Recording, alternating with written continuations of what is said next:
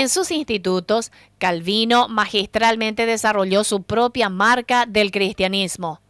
Fue sin duda una expansión del agustinianismo y fue fuertemente influenciado por la Vulgata latina, la Biblia oficial de la Iglesia Católica Romana y la que Calvino estudió durante mucho tiempo en el latín original.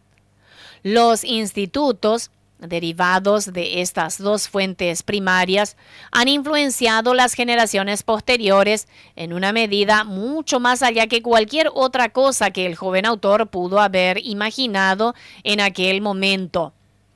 La mayoría de quienes hoy en día tienen a Calvino en gran estima, incluyendo líderes evangélicos, no se dan cuenta que ellos han sido cautivados por los escritos de un devoto católico romano recientemente convertido al protestantismo de Lutero, que se había separado de Roma solo un año antes. Curiosamente, Calvino se mantuvo en la nómina de la Iglesia Católica durante casi un año después de que él dijo que fue liberado del profundo apego a las adicciones obstinadas de las supersticiones del papado.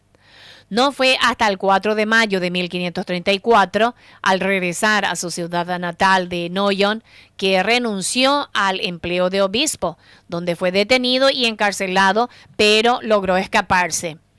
Aunque estaba huyendo y cambiando constantemente de lugar, Calvino había terminado sus trabajos originales de los institutos en agosto de 1535.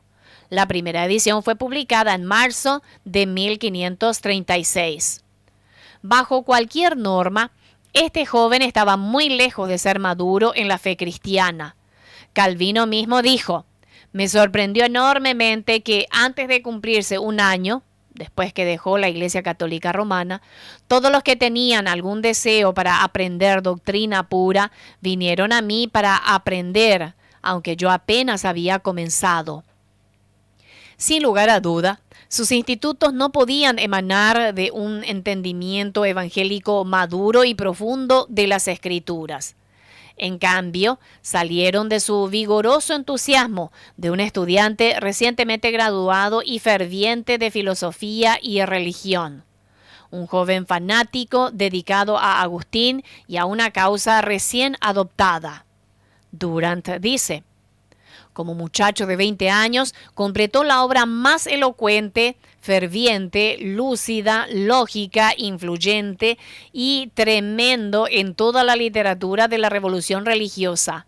Él trajo a la teología y ética, la lógica, precisión y severidad de los institutos de Justiniano y dio a su propia obra maestra un nombre similar.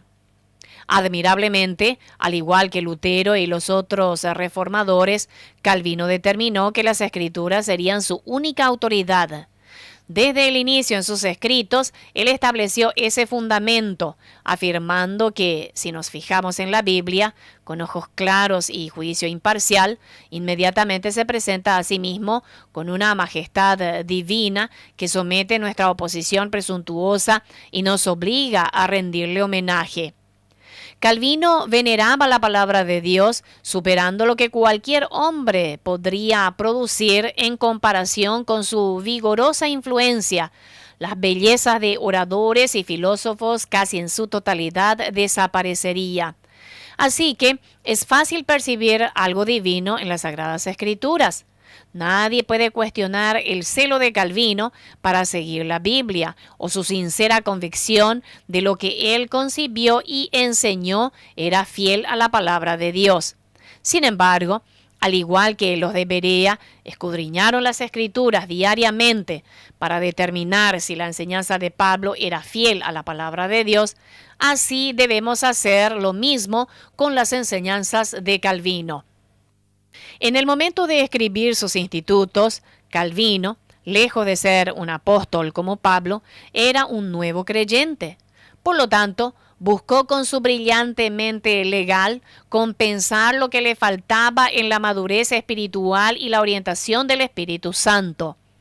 Sin embargo, a pesar de su inteligencia natural, este joven fanático parecía ciego ante el hecho de que la asociación más tarde establecida en Ginebra entre Iglesia y Estado, como lo hizo también Lutero, fue uno de los mayores males del catolicismo romano, siendo establecido otra vez y es la antítesis misma de la vida y de las enseñanzas de Cristo. El resto de estos errores aún plagan la iglesia actual de Europa en la forma de las iglesias del Estado.